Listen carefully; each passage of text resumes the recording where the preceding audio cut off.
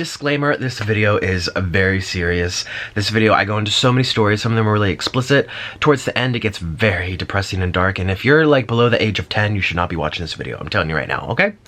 Disclaimer, this is an intense video. Lots of talking, but lots of scariness. I just want to say this video is so good. If I can say so myself, you know, you're not supposed to boast. I'm not boosting or boasting myself. I'm just saying, you know, I have to sit through from start to finish of all of my videos to make cuts, you know, bleep out certain words, do transitions, vlogs, whatever. So in this video, I got so captivated by my own self because I was just listening to it and just time flew by and I was just like, damn, Nikocado, you say some good stories.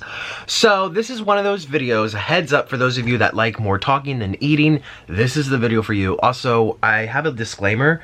Oh wait, no I don't. Well, this is the disclaimer. I'm not gonna put what I'm gonna say it.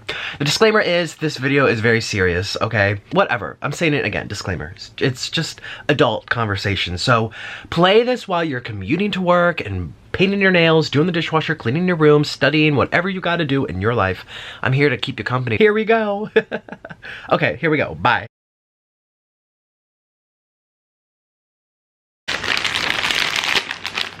Hey Little Sloths, what's going on? It's Nikocado Avocado, aka the Noodle King. I'm the Noodle King, and we're about to eat some noodles, of course, because that's all I eat. If you're new, consider subscribing to my channel. I'm here making new videos all the time, and make sure you check out my other channel. I have two, and all I do is eat and chat, eat and chat. So, originally, I did a McDonald's video where I did Asian McDonald's. I'm here in Thailand. I already ate it, and this was my leftovers. This is something I've never had before until today, and it's called the Icy Korean Fire Noodle. So it's the fire noodle that's really famous on YouTube. I do it all the time because I like it. But this is the cold version. So what you're supposed to do, you prepare it, but you strain out the water, and then you put cold water onto it. And it says, I've seen online, you can even put it into the refrigerator or even the, what do you call it, freezer, to make it icy hot. And I had it earlier, and it's pretty good, and I had a lot of leftovers, so I'm just gonna eat it here because you guys like to watch me eat noodles. So without further ado, let's begin the noodle feast. Hmm.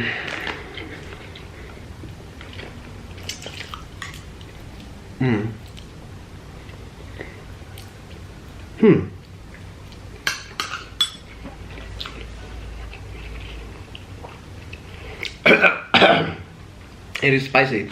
That's why I'm just like, It's because it's spicy. There we go. Hey. So, honestly, I'm not the biggest fan. First of all, the noodles are too thin. I like thick noodles.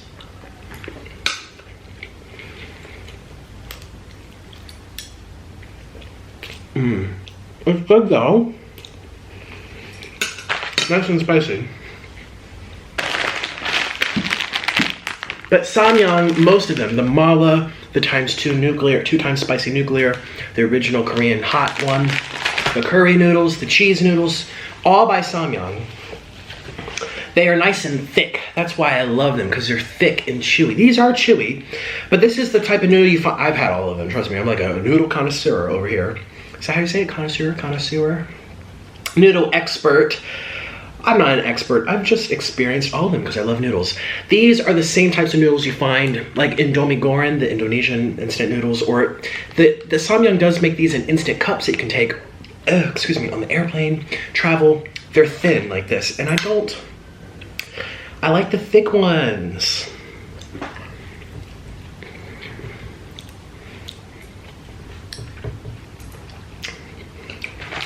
They do taste a little less spicy than the original. This here's, well, it was 3 packs. I was gonna say it's 3 packs. I had some for my McDonald's video. I cooked up 3 packs and put 3 packs of spice, so it was equal. You guys know, the Korean noodles are so hot for me. Sometimes I have to do like 3 packs of noodles, but 1 pack of fire sauce, you know, to dilute it. This one, I ended up doing all 3 packs because it's not that spicy. And that's a good thing. But I don't like the noodles being thin. That's the only bad thing I have to say about it.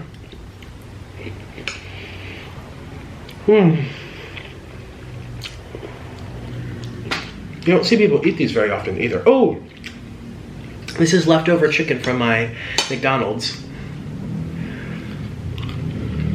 which I had like 2 hours ago, 3 hours ago. I got so full. The thing too, I was blabbing. I was talking. And you know, when you space out your food, you get full quicker. Rather than shoving all in real fast. That's how competitive eaters eat so much. They do it so quickly, their body doesn't have time to react. Whoa, you just gave me 10,000 calories, you know? So since I was a chatterbox, I got full.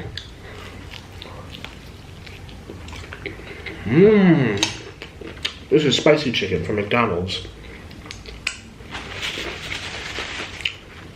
You're probably like, Nick, McDonald's has spicy chicken? Yes, they do. In Asia.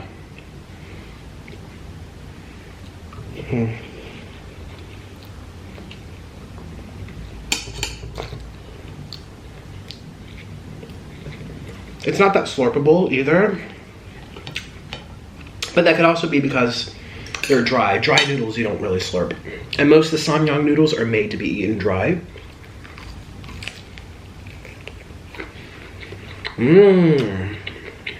That is spicy.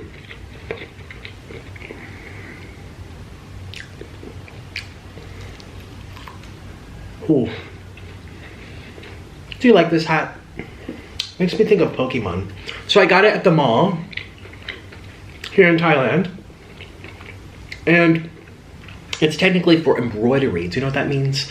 Kids embroidery. It's like when they put a design on it with stitches. With yarn, they sew on like a little, like a logo or something. So you're supposed to buy the hat. The hat alone was $8 or $7. 7 or 8, I think it was like 8. Which I won't say is particularly cheap. It's average. You can get hats for $5 in the US that look basically the same. It was at an upscale mall called the Emporium, or maybe it was Siam Center.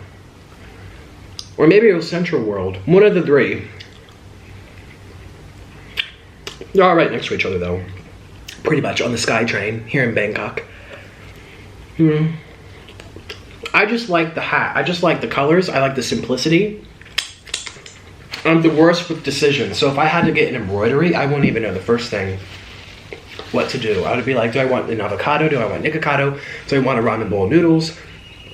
Do I really want to advertise myself walking around here? Probably not. No. I like to blend in real life. So I just went with the plain old thing. And I was hoping maybe I could get a discount. It's like, well, since I'm not doing embroidery, maybe they can give it to me for $5 because I'm El Cheapo. I actually asked, I'm like, is it the same price whether or not you do an embroidery? And they said no. So I was like, whatever, I just want the hat. So I love it.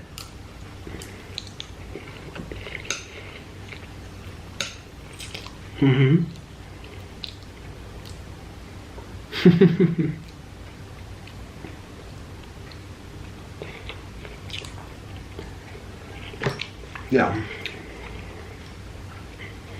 Chicken wing, chicken leg. I always get them so mixed up. This is a wing.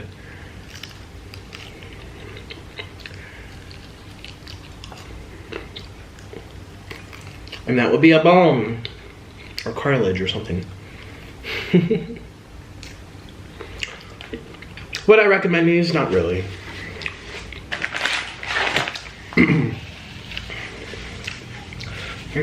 They're okay. I am gonna take a few home. I'm thinking about moving to New York City. I said that in my last video, on my other channel. At the end of my McDonald's video, I'm gonna move someplace new, but someplace that I love, and that's New York City.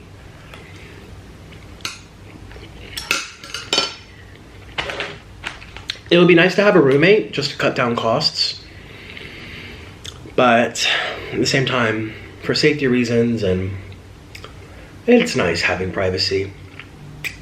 You know, I don't need to be in a prime location because the New York City subway, you could be all the way in the Bronx and still do just fine.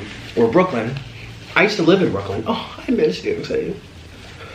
Let me tell you a story. So, when I was in Brooklyn, I originally, so when I went to New York City, I went as a freelance violinist. I dropped out of school, I got some job opportunities and lots of freelancing and stuff, and I had a great time. It was a really cool experience. I wasn't making enough money to survive, and my rent was $300. I was living in someone's walk-in closet. He was a friend of mine. It wasn't like a contract thing. I just paid him cash, $300. It was a walk-in closet. It was like 1/4 the size of this room, and we stuck a bed in there, and it was a bed and that's it. No dresser, no nothing. But I didn't have anything either, so it worked out. And this was in Jersey City, so I could take the PATH train to New York.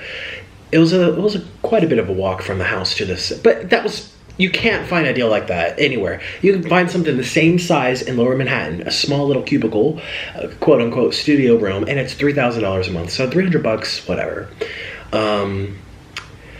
Well, there was some issues with him. He started getting really bossy. There's a little sexual tension too. He really wanted to like do stuff with me. And I, at the time, didn't want to do anything with anyone.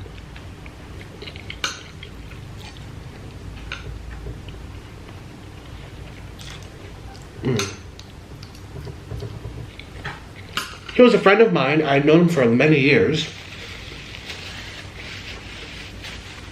But you guys know, you have friends in life that you like them, you're friends with them, but you don't necessarily want to live with them. One of the biggest rules you always hear in life, your parents tell you, your grandparents tell you, your friends tell you, your teachers tell you, when you go to college, don't have your dorm room with your best friend, because chances are by the end of the year, by the end of the semester, they won't be your best friend anymore.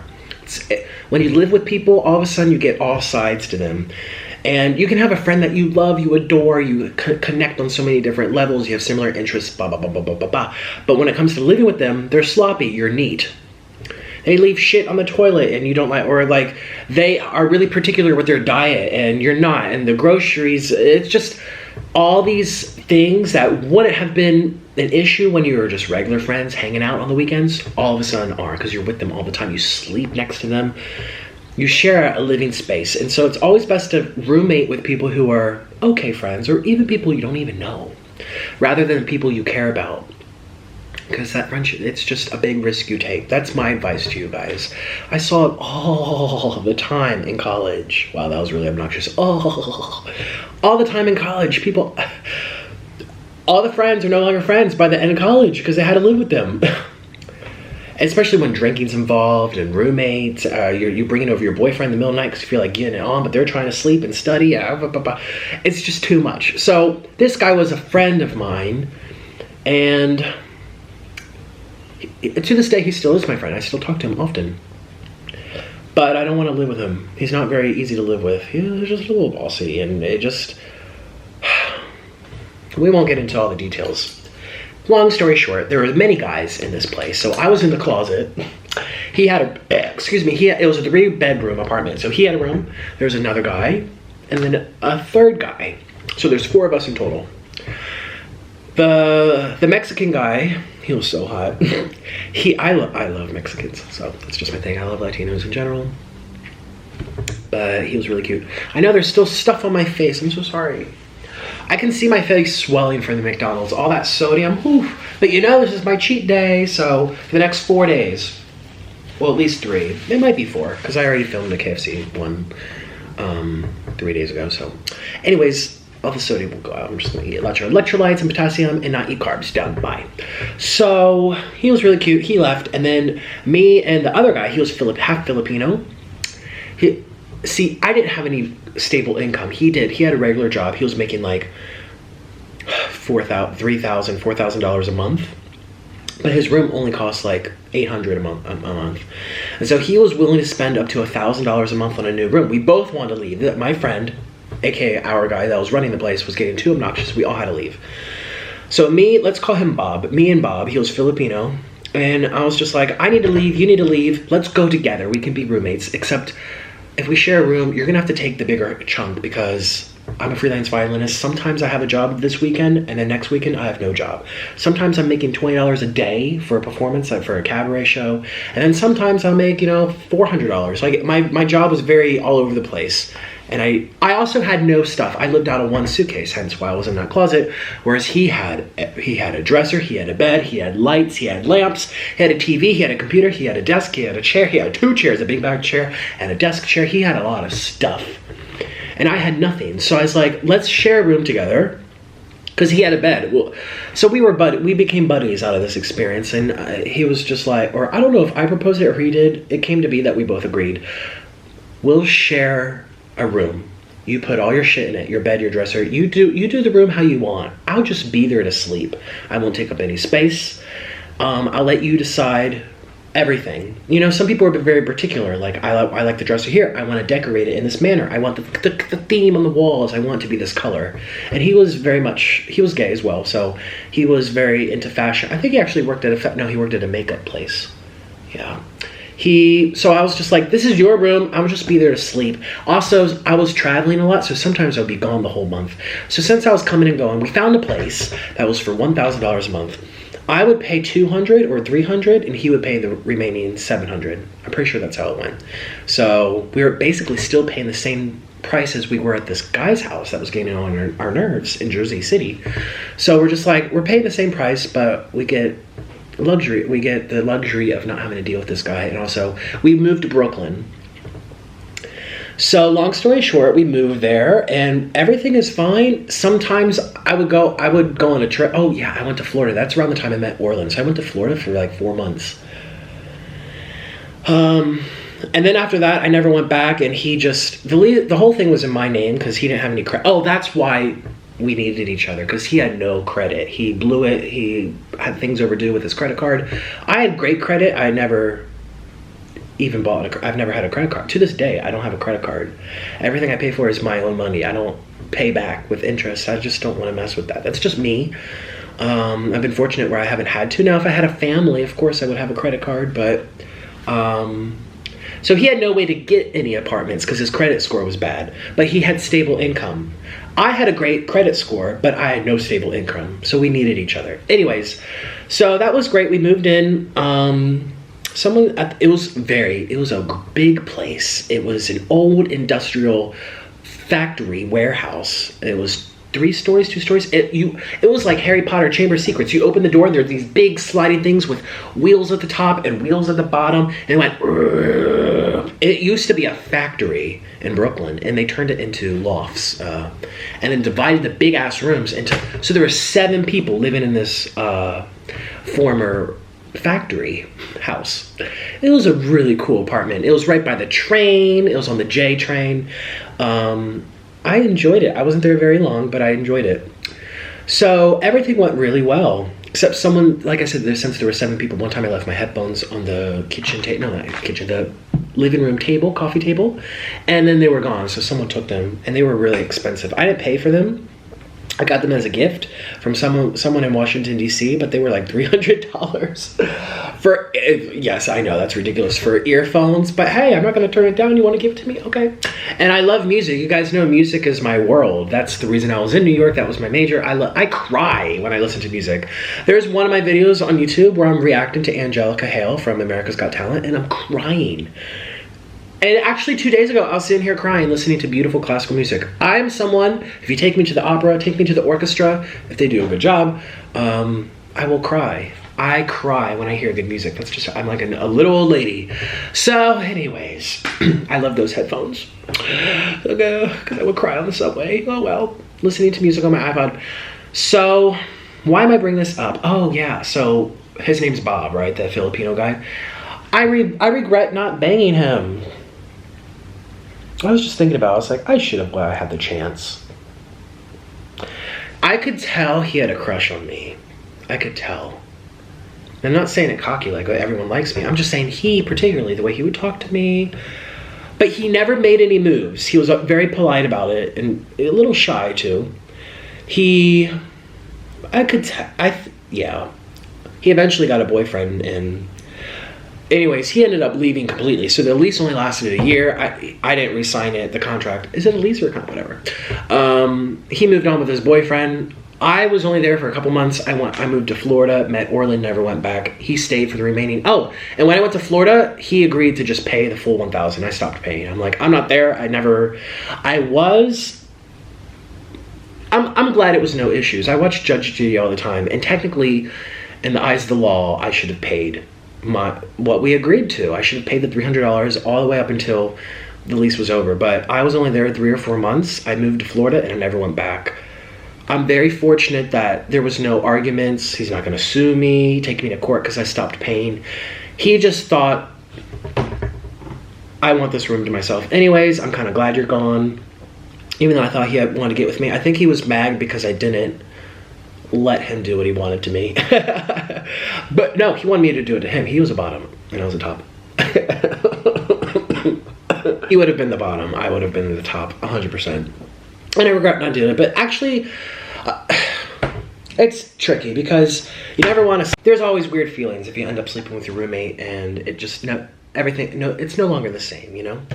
So a part of me wishes I did, because now that I'm single and I'm ready to like get out there and see someone, just have fun, have one-night stands. I never experienced one-night stands ever. Now that I want to, I'm going through my memories, going down memory lane saying, I should have done him, I should have done him, I should have done him 5 times, and I never did anyone. I was so studious, and I just wasn't interested in having one-night stands at all. So, yeah. Here's that. I don't know why I'm even talking about that. Oh, because I said I want to move to New York City again. Maybe I'll find him. He's probably still with his boyfriend. We're not in contact anymore. We used to be friends on Facebook. I've deleted my Facebook many times. I've had like 5 different Facebooks. So it's just for our memories. But it would be interesting if we ran into each other. You know, when I did live in New York City, the biggest city in America, the most populated city, condensed space of people in one area, I ran into so many people. People from my high school, people from like violin camps from many years previous. I ran into old high school friends. It was so strange. I remember one time I called my mom and it's like, you know, I'm in the world's the North America's most populated city, yet I'm running into all my old time acquaintances in the subway, on the streets, at Starbucks. It was just so many, it was very strange. So knowing my luck and knowing what happened in the past, maybe I would run into him on the streets and say, hey, do you want to bang? No. Here's that. I really would like to live in New York. I want to experience winter there.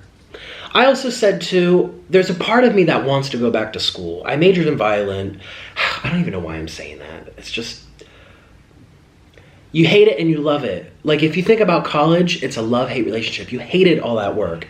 You hated having to stay up till 2 in the morning, reading and learning about something, writing a damn essay for something that has no impact on your life today. Does it help you pay your bills? Does it help you take care of your family? Does it help you with your job, whatever that may be? You know, a doctor, a nurse, a lawyer, an airplane driver, a train conductor, a trash man, a school cafeteria patrol guard. What you did in college, 90% of it doesn't have any, it's just protocol. It's just follow it, seeing if you can follow a rule and meet a deadline. It's like training you to be a productive member of society. I don't need that. I don't need all that shit. But there are some experiences that you get out of college that are really fun. Is it worth all that money? Yes and no. To this day, I wish I didn't go to the college I went to. I ended up getting a full ride after the 2nd year, but my parents are still paying off my loans from the first year. That was almost a decade ago. It was $25,000 out of pocket. That was with a 50% scholarship. Private schools to me are just stupid. I wish my mom would have beaten in my brain, Nick, you're going to Temple University. It's a state school. I was a state resident of Pennsylvania. It would have been 10 grand a year. I could have probably gotten a scholarship for my violin playing and paid a couple $1,000s. My parents would have had that paid off. But since it was $25,000, my mom said she's still paying it. And I say to myself, what the hell did I learn that was worth $25,000? What was worth $25,000? Reading a book about philosophy? Doing piano class? Was that worth it? Just, I don't think it is. Now, if you know what you want to do, and you know that, say, I need specific training in an area so that I can excel and obtain a position in that field, say you want to be a scientist, yes, you need that training. For what half the people in America go to college undecided. Is it worth spending $25,000 to be undecided?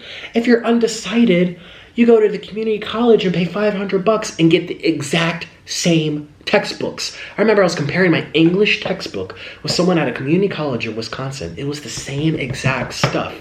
The same exact stuff. but it's the name. Or my parents went there, so I'm gonna go there. My kids are, people get attachments to college. It's like their family, it's like their kids. You know? The whole idea of private school, it's really pushed among Americans as being better or more prestigious or high-end, or it's not.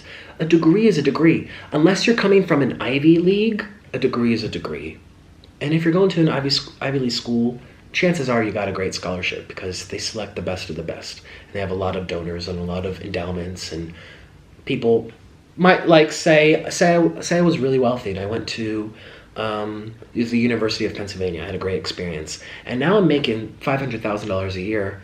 I loved my experience. I will give back to that school and help someone. It's just like people get so attached to colleges, to universities. It's like they're children. Like there's this one school in Philadelphia called the Curtis Institute of Music. Every single person that gets admitted to that music school, it's very competitive.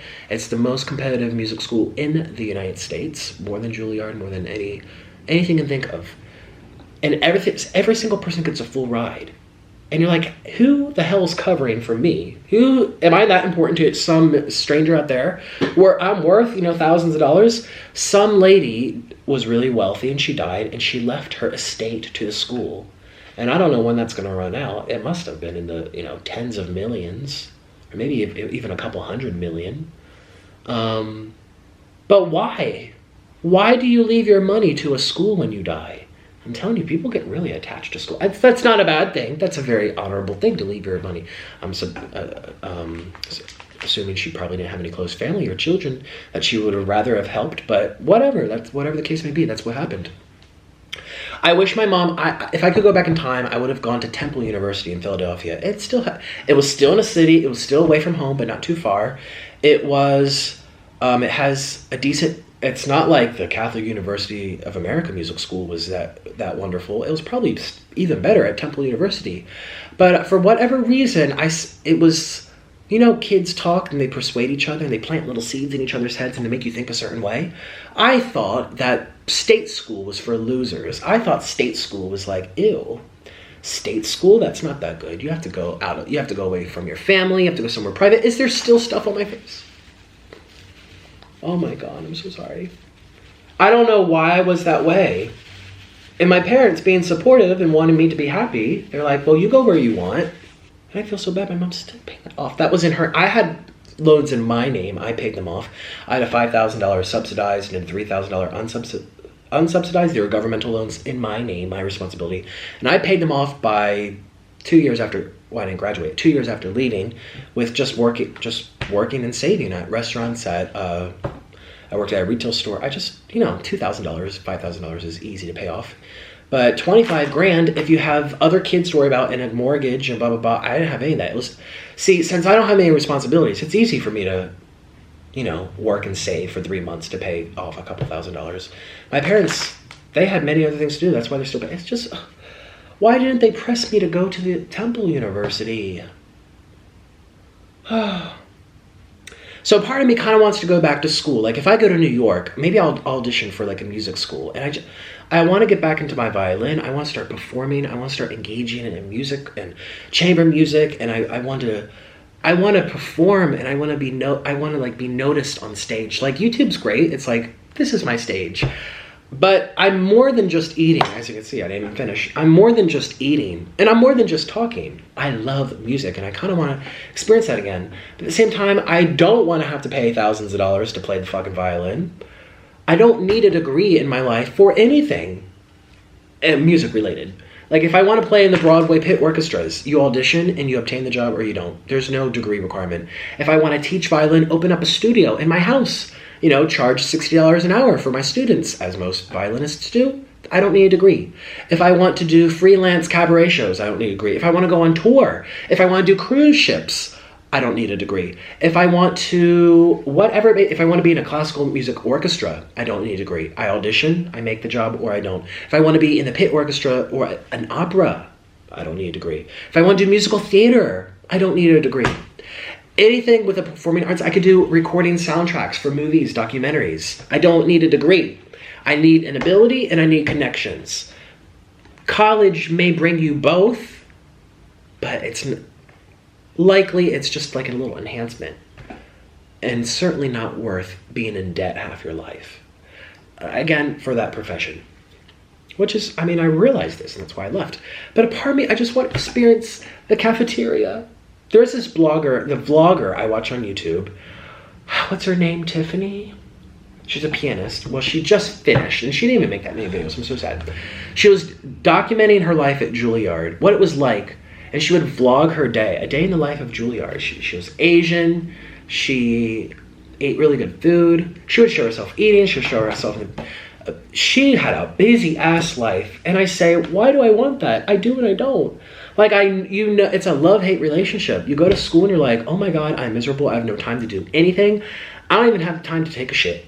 I have to do this at 11 a.m. and then I have to meet with this professor here, and then I have to go out for lunch, and then I have a coffee meeting here, and then I have to go practice for 3 hours. Then I have orchestra practice from 4 to 7. Then I have to come home and do an English paper from 8 p.m. to like 11. And then I have to, you don't even sleep, you don't even eat, and you're paying so much money just to do that. It's so weird. I think I just need stimulation. I just need something to do. Maybe I can audition first. If I get a full ride somewhere, maybe I'll do that. But I want to be in New York. And I'm not good enough to get a full ride at those schools. No. I was good enough for Catholic University to be offered a full ride. I'm not saying that to boast. I'm just saying I was at the very bottom. If I were to go to a music conservatory, someplace like, you know, New England Conservatory or San Francisco, Cleveland Institute, I would be at the bottom of abilities. Probably. Oh yeah, definitely. Especially now. I don't even know if I can still play my 4-octave scales. It's been years, you know? So I would be even lucky just to make it. So I would have to go someplace that's not as good. Do I really want to go to school? No. Oh, it's strange. I don't know. And also, I thought maybe it could give me something cool for my channel. I could do what she did. Vlog my day in the life of a college student. I can vlog, I can take you to parties with me. I can take you on the subway with me. Like in New York, there's just so much. Oh, but then again, I don't need to be in school to do that. I could just, like I did when I lived there. I can, you know, audition for jobs and festivals and events and vlog about it on my YouTube channel and share what my New York freelance musician life is like without having to be thousands of dollars a day, without the stress of having to write papers for shit that I don't care about, you know? I don't know what to do with my life right now. But I feel very driven and ambitious, and I want to do something. And I want to share it here on YouTube. There's more to me than just eating, I'm telling you. I love food. I love to eat. I love to talk about food. But sometimes you get full. Like right now I'm full. Now what? Now what? I want to get back into working out too. But again, I don't like muscular bodies. I know I talked about that in my McDonald's video. I don't like muscular bodies, but I want to feel in shape and confident, and I want to I have a lot of interest. I love photography. Oh. A part of me wishes I could go into film school. I love making like videos. And you're like, Nick, what? You make videos like not where I sit down and chat. Like film cinematography. I love that. And then when you combine great film work, great layout and balance in the screen, and you combine it with awesome music, oh, orgasm. I'm not a fan of these. Now, if the noodles were thicker, I probably would like them. Yeah. I'll just take these. I'm going back to the United States in like 3 weeks. 2.5 weeks. Mid-August. So I'll bring these with me. I'll do one in the United States, but other than that, no. Well, you guys, thanks so much for listening to me chat. It's like my therapy. Oh my God, I told my friend the other day on Instagram, I Instagrammed him, and I was just like, actually I told a few people.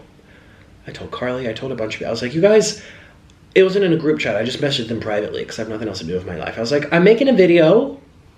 It's going to be 2 hours long. Is that okay? And all of them were like, yeah, we love to hear you talk. But this is an issue. I need to stop talking so much. I need therapy. Yeah, stop doing the... I don't need them. Speaking of headphones, anyone want these? I'm in my Airbnb. This was just a decoration on the shelf, and I used it as a prop to hold up my French fries for my McDonald's video. Just like, you know, make sure no food's on there, and if there is, I'll clean it, you know, be respectful. But, oh, that's probably, I love this Airbnb. It's my favorite one in Thailand. I mean, I haven't been to that many, maybe like 6 in Bangkok alone, just in Bangkok. This one's my favorite. The lady is so thoughtful. Lots of, I like people that are considerate, you know? I love people that are considerate people. I just really appreciate that. I like when people are considerate. Oh my gosh. So I was Instagram DMing this guy who, well, you know, I go through my DMs sometimes.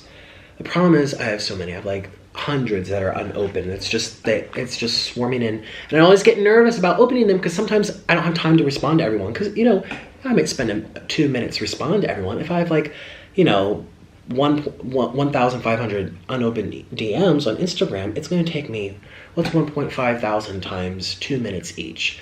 It's going to take me days to get through everyone.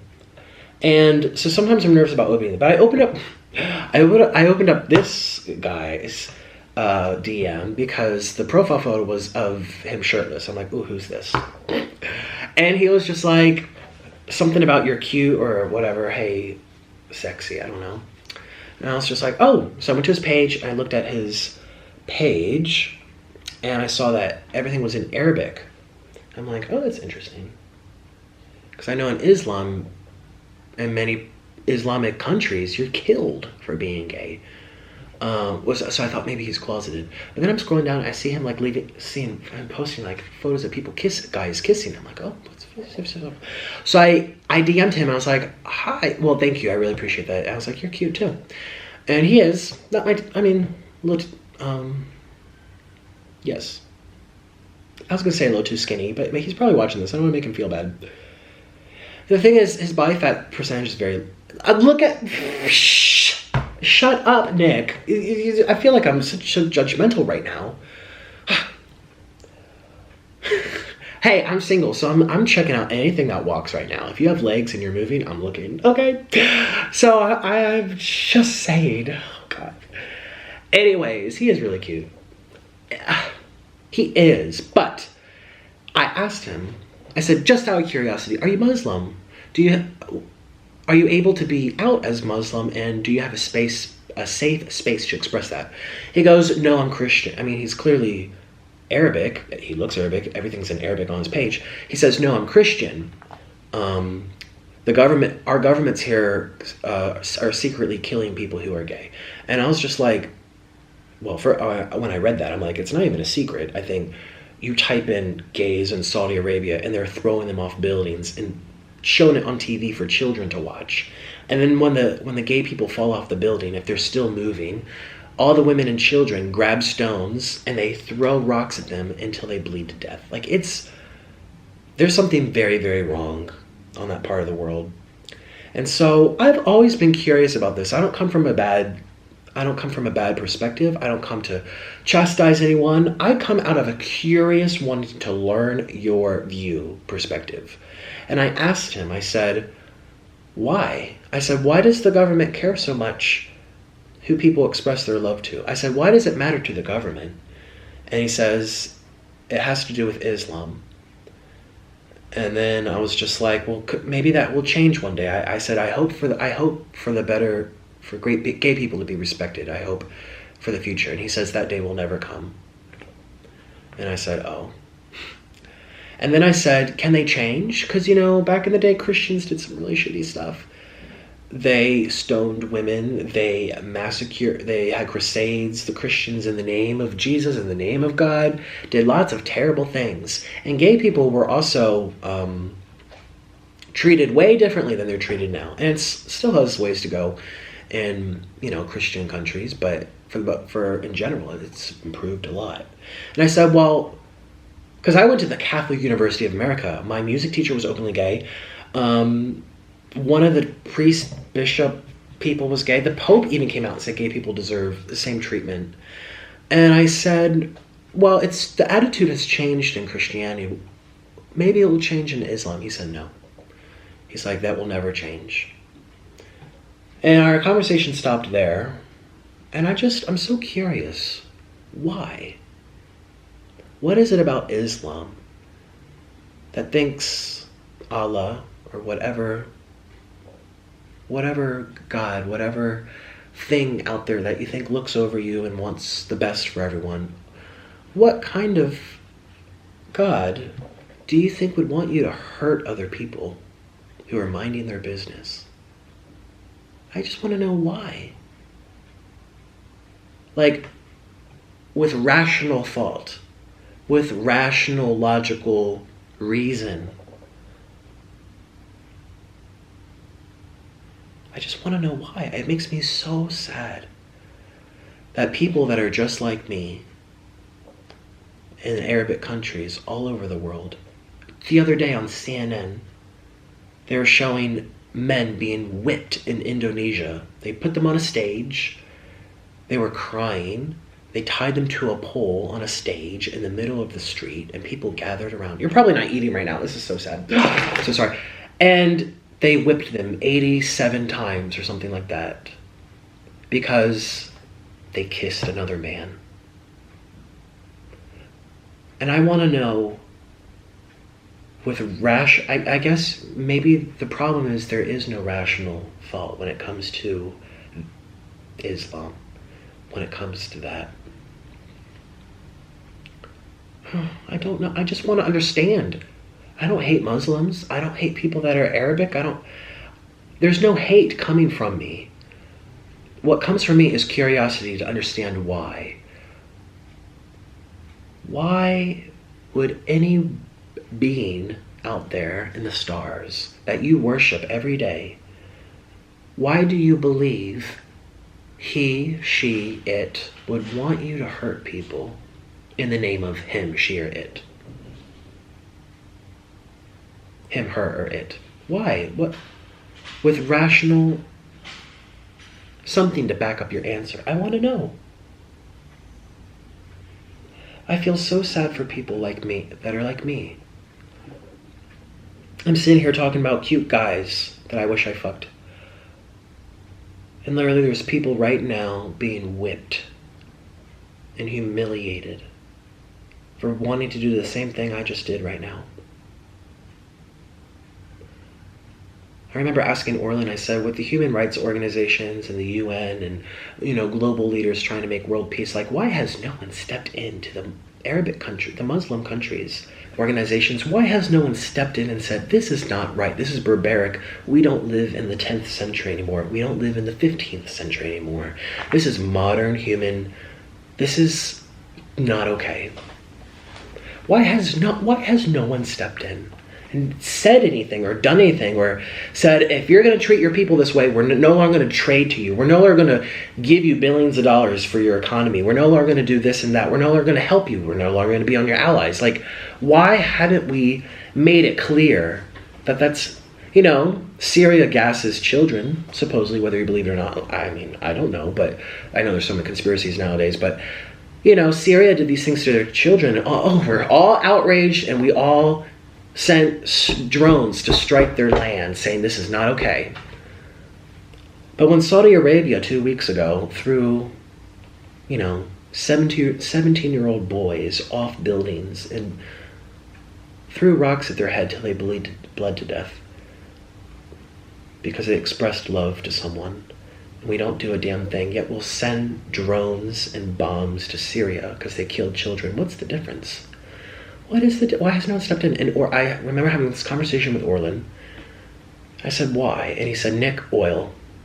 He said, if these countries did not have something that we depend on, this would have been dealt with a long time ago. Or we would alienate them completely. And I said, really? He goes, yes, Nick.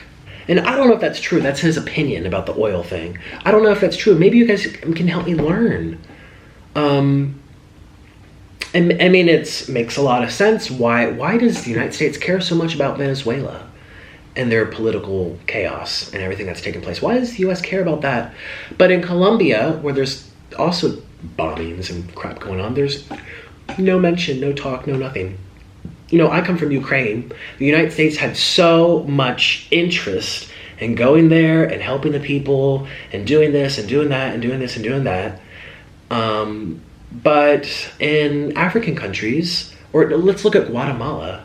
Guatemala has gangs, they have rapists, they have terrorists, they have people being murdered in the streets. You know, Orland's mom is always playing Latin news. In Colombia, the news in Colombia is all the Latin stuff. Like in America, when you hear the news, you always hear about America. You hear about France and England and Canada. You hear about Australia and maybe Russia, and that's it. You don't hear about what's happening in China every day. You never hear about what's happening in Nicaragua every day. You never hear about what's happening in El Salvador or Brazil, ever. It's like the whites are over here, and the brown people are over here, and the black people over here. It's just very... It's not always about skin color, but it is very interesting that what is news to you, what you care to learn about, has to do with countries that are similar to you. And why doesn't the U.S. go and invade Nicaragua or El Salvador and tell the people how to be democratic and, you know, spend billions and billions of dollars on correcting them like they are doing in Iran and everything? Well, oil. That's what Orland taught me. Now, I don't know if it's true, but it does make a lot of sense to me. You know, Venezuela is in so much pressure. It's always in the news. But Venezuela has more oil than any Middle Eastern country. It is paradise for oil. If you don't understand, oil runs the world. Our cars, our electricity, well, not our electricity, our cars, our planes, everyone needs it. Our trains, our buses, our boats. Do boats use fossil fuels? Probably. Everything needs power to run. So Orland said, you know, the US, the UN is probably not going in there shaking their finger at these countries for how they're treating gay people, because they may retaliate and say, well, because religion is so important in these countries, and the Quran says this. Oh, there's no debate about it. That they would retaliate and say, well, we're not going to sell our oil to you anymore. And then how do we get our cars to run? How do we get our planes to get off the ground? How do we function as a society when we depend on this? It's just, I don't know if it's true. I'm saying this very innocently. I'm not trying to make it sound like it's a fact. This is just me talking about my ideas. And I just want to know, why are gay people in these countries to this day who are being whipped and humiliated and thrown off buildings not helped, not cared about, and no powerful organization, country, whatever, is coming in to help them? Why? There's always a reason if you follow the money. Always. For everything in life. If you follow the money, you find the answer. So it has to be something to do with money. It has to. You know, just think about Donald Trump right now. You know, having this ban to protect our borders and, you know, make sure that the right people come into the country and the wrong people stay out. He has this whole list of countries that are being not allowed to have immigration or even visas to visit, I believe. And this, well, he's had a few corrections, I believe, but on the latest draft, which has been approved, there's North Korea and there's also Venezuela. So it's no longer being able to seen as a Muslim ban because he included these other countries. You know, whether you agree with it or not, I think it's great to make sure that our country comes first and whatever. But Saudi Arabia is not on that list. This place where 17-year-old boys 2 weeks ago were thrown off a building and stoned to death. Barbaric, terrible stuff are happening to people just like me, Nikocado Avocado, thrown off a building. And nothing. And they're not even included in this ban. Why? Do you know how many billions, tens of billions go in and out of Saudi Arabia because of Donald Trump through all of his businesses and enterprises? And there's a lot of money. His children are investing in there. If you follow the money, you find the answer. Oh, I don't know. I don't really like to talk about politics. I don't like to get into all this dark stuff. I don't care if everyone needs money. Whatever.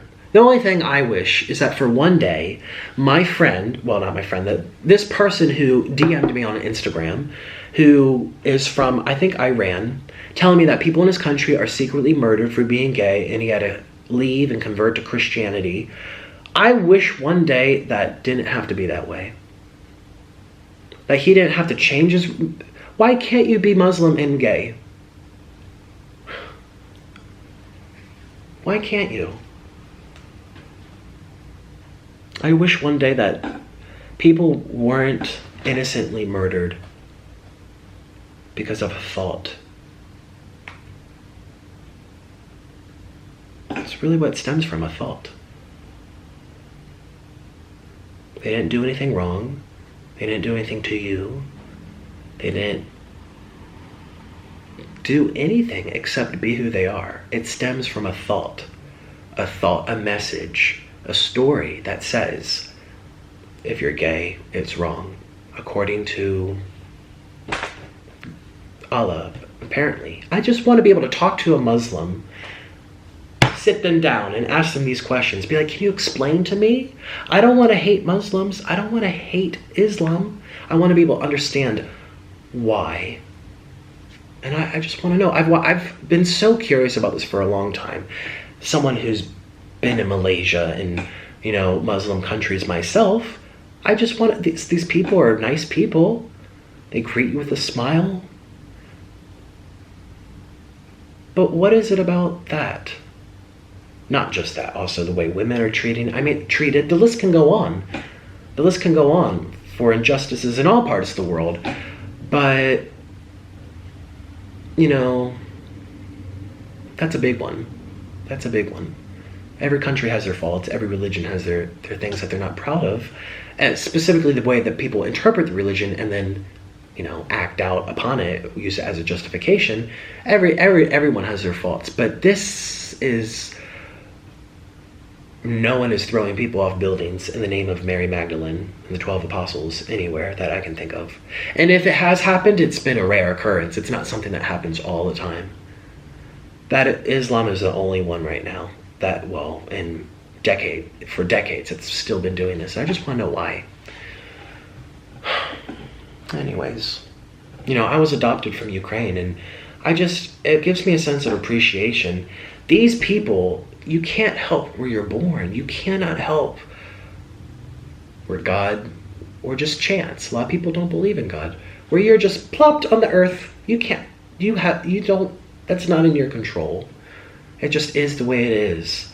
And since I'm adopted, I feel so fortunate that, you know, I always say on this channel, on my videos, I say, imagine if I still lived in Ukraine. I probably wouldn't be openly gay. I probably would have never had any boyfriends. I probably would have never done many things that I got to experience.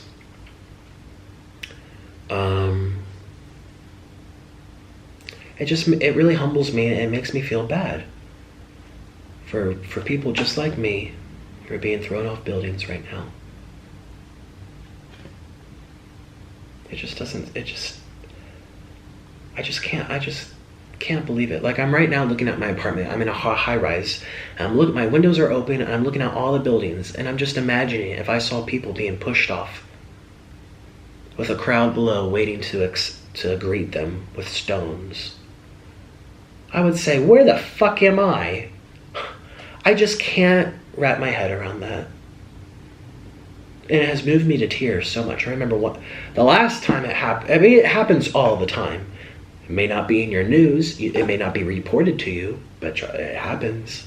Just like all the stuff happening in Colombia. You don't know that in Bogota there was just 5 bombs on buses 2 months ago. You don't know that. No one told you that. You didn't see it on Fox News or CNN.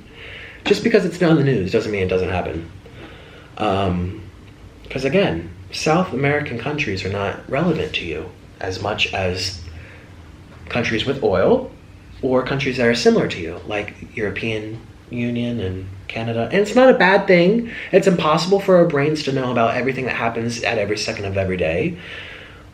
You know, I'm not going to sit here and act like I know everything that's happening. No. Imagine if I had a desire to travel through Muslim countries. And a part of me does.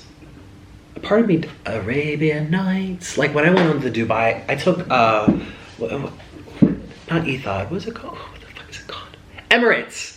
I took Emirates here for the first, it was my first time on Emirates ever. And it was really cool because if you looked up at the plane, they had stars and the moon glistening and sparkling. It was a nighttime flight.